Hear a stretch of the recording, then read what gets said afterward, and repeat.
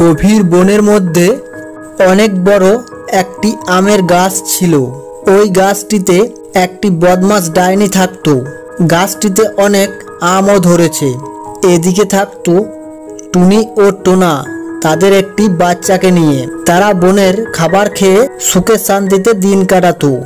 একদিন টোনা ও টুনি কাজে চলে যায় আর তার বাচ্চা বনের দিকে ঘুরতে বেরিয়ে পড়ে। ঘুরতে ঘুরতে সে ওই ডাইনির আম গাছটার দেখতে পায় আর সে ওই আম গাছটির কাছে যায়।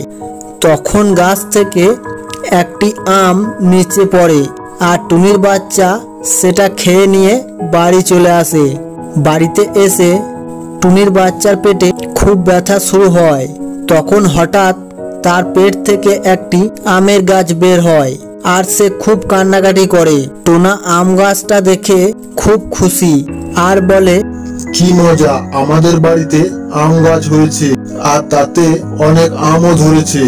তার বাচ্চার কান্না শুনে টুনি চলে আসে। এসে বলে, টোনা, দেখতে পাচ্ছ না আমাদের ছেলেটা কত কষ্ট পাচ্ছে আর তুমি আম গাছ দেখে আনন্দে নাচছো। এই বলে সে তাড়াতাড়ি একটি তান্ত্রিকের কাছে যায়। গিয়ে তান্ত্রিককে সব বলে। সব শুনে তান্ত্রিক টুনির সাথে তার বাড়িতে চলে আসে। এসে সে তার জাদু শক্তি ও তার যত রকম ক্ষমতা জানা আছে সব দিয়ে চেষ্টা করেও ঠিক করতে পারলো না।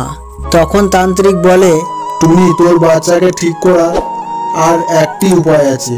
সেটা হলো তোর মিষ্টি বন্ধুরা সবাই যদি ভিডিওটি লাইক করে চ্যানেলটি সাবস্ক্রাইব করে।